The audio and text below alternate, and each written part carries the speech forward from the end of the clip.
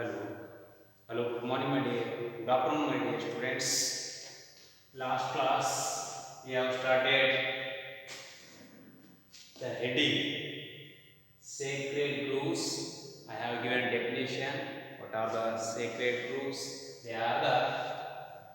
Uh, they have traditional and religious belief. So the peoples are they have their belief. So they will not do any activity in that restricted area. So some of the sacred groups we will study now. The Kasi and Jainita hills of Meghalaya. Kasi. So you might have heard Kasi. So it is a tourist place. So Kasi Vishwanath like that. So that is a holy place. Several people are visit there. So these are the hills and Aravalli hills of Rajasthan, Western Ghats of Karnataka and Maharashtra. So here you see very rich diversity in Western Ghats. So likewise in that area also sacred groves are present. Sarguja, Chanda, Bestar, they are present in Madhya Pradesh. Meghalaya has protected trees because of religious aspects. So these are the religious aspect. So they have the people will not visit at a particular time. Another time they will not visit in that area. So sacred groves in that area, the plants and animals are present. Plants and animal diversity is present. So that plant, so they are very important. They are medicinally important. So they are protected in that area. So you may have to find Kasi and Jainita also. You will see plants, animals. So the diversity is present. They are protected area. So earlier they are done by our peoples for religious and cultural aspect. So they are protected. Now our government has taken certain steps to preserve the animals and plants. So in situ conservation, so the conservation is done in that particular area. So it's not done by any political leaders. So all are give interest to that and they have to take care of regarding this. Now we start ex situ conservation.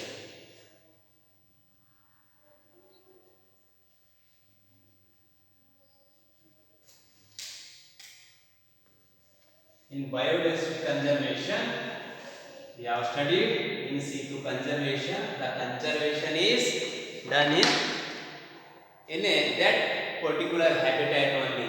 There are certain government agencies or the environmental managing boards, so they will look after that. Now we study ex situ conservation.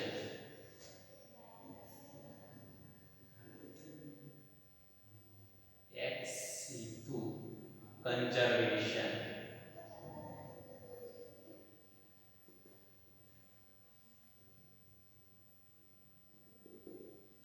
Ex situ conservation means conservation of plants and animal species those who have threatened or they are in critical condition. So one or other day they will be extincted, they will be eliminated. Some are eliminated, still some are they are in extincting, they are coming in extinction condition. So in order to maintain their population, so they have to do that species has to maintain in a particular area. So that is a protected area. So that is called as ex situ conservation. The plants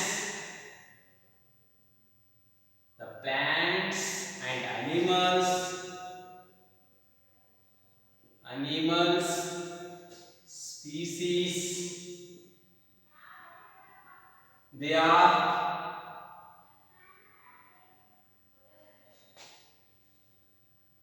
they are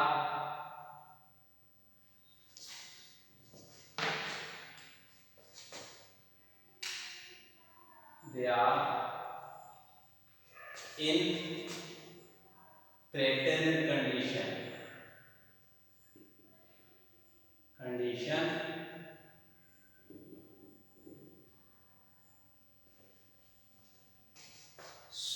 threatened condition, so they have to be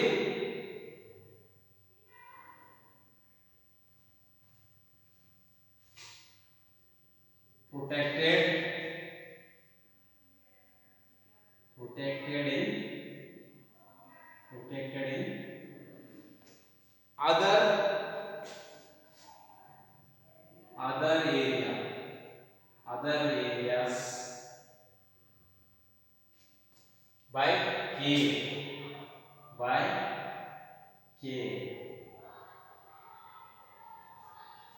by K. So what they are doing here? The plants and animal species, they are in threatened condition. They are in threatened condition. So that plants and animals, so they are in threatened condition. One or other day they will be eliminated. So such species has to be protected. So they have to be protected in other areas by K. Which area? By particular area. So they are, one is zoological park,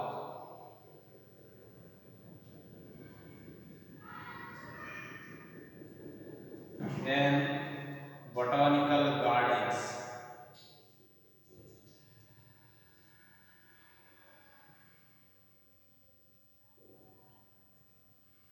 then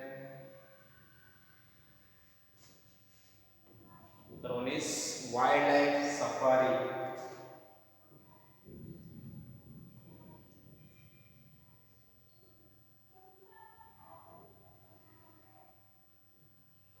safari parks.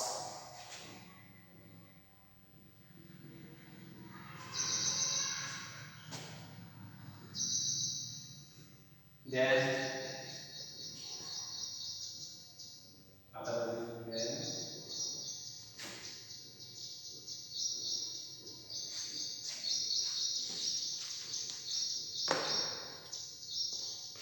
seed bank, tissue culture,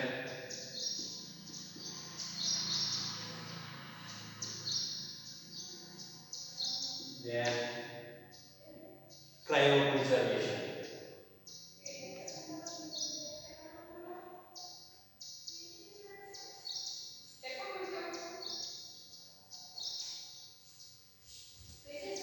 So you see, the plants and animals, they are preserved other than their area. So where they are other than areas like protected area, protected. So the plants and animal species, they are in threatened condition. So they have to be protected in certain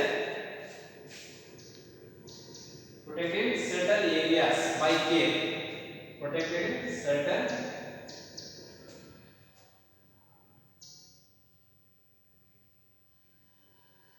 areas by care. So it is called as a ex situ conservation. That zoological parks, botanical gardens, wildlife safari parks, seed banks, tissue culture, cryopreservation, these are all comes. First we will study zoological parks. Why zoological parks are made? So zoological parks are made because of the threatened species. One or other day they will be extincted. So that's why they are protected in zoological parks. Their number, the species number is less. So what they are doing? So that animal species, they are taking and keeping in zoological parks. So their number is increasing. Once again they are introducing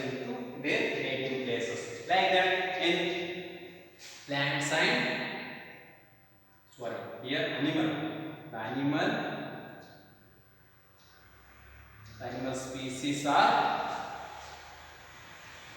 taken care. Here, the animal species are taken care. In botanical gardens, those plants they have highly medicinal value. So that kind of they are in threatened condition. So that species has to be ground. So many in the worldwide, some species are in extinction condition. That species are bringing and growing in botanical gardens. In botanical gardens, plant species are growing. They are in threatened condition. Then wildlife safari costs. In the wild, in that wild animals are staying. So in that the human activities are not doing. So activities will not be done. So in that area, the care has to be taken by the government. Here, wild animals. Wild animals means that is cheetahs, lions, like that, tiger. So they are in that area, they are presenting, they are taken care. Then seed banks. Seed banks means those in seed banks the seeds are preserved. The good variety of seeds they are yielding more yield, and also they are highly disease resistant. That kind of seeds are stored in seed banks. One purpose is disease resistant.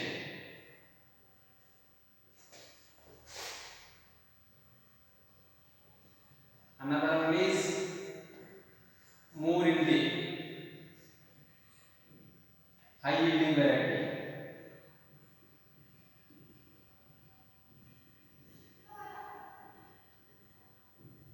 So some plants are they are eliminated, but the seeds they are collected, they are preserved for longer time. So if one seeds by the help of seed, once again we grow the plant. So such a useful method is there. So in seed plant, seeds are preserved.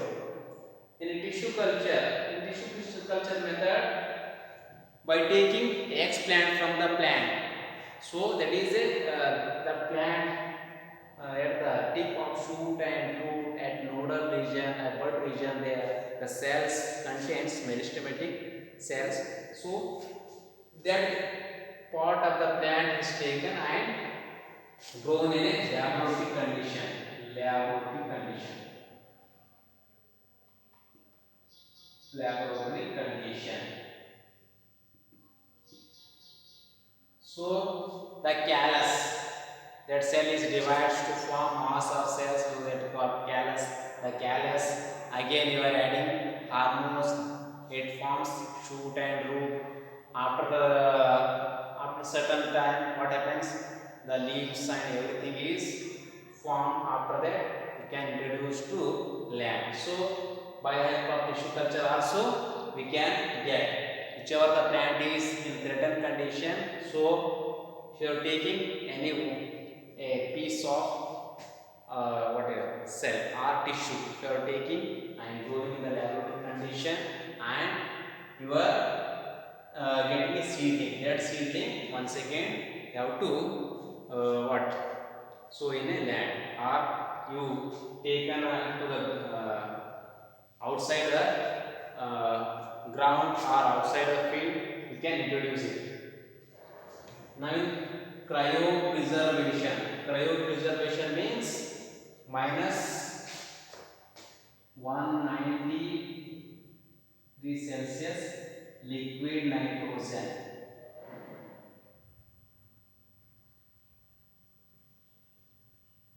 So here the gametes, whatever the gametes are present, so they are stored under minus 90 degrees Celsius liquid nitrogen. It is for cryopreservation. Minus means our temperature is minus level, under 190 degrees Celsius liquid nitrogen. There is no metabolic activity. So there is their life of the gametes. It is a longer duration. Longer duration it is viable. After long duration, if you are 1 second taking, so it's works. So cryopreservation is also one of the method of ex situ conservation. Here the gametes are preserved. Then tissue culture method also, if you are only one plant is there, means by taking any part of that plant and 1 second you are making many plantlets. So biotype of tissue culture. Seed banks, so you taking by seeds you can produce more number of plants. Wildlife park, so in that area you are taking care of wild animals, and you have to taking care to breed, and more number of that species are found. 1 second you are introducing to their native place. In botanical gardens, so whichever returned species are there, you are growing in that area, and you are growing more. If their number is becoming more, so 1 second what you are doing, so introducing to their native area. These are ex situ conservation. Those animals or plants are threatened condition, they are taking care in different areas, in zoology park, botanical gardens, wildlife safari, seed banks, tissue culture, preservation. So these are some under ex situ conservation. So dear students, we have completed biodiversity and conservation chapter. So we'll end the class. Thank you, Anita.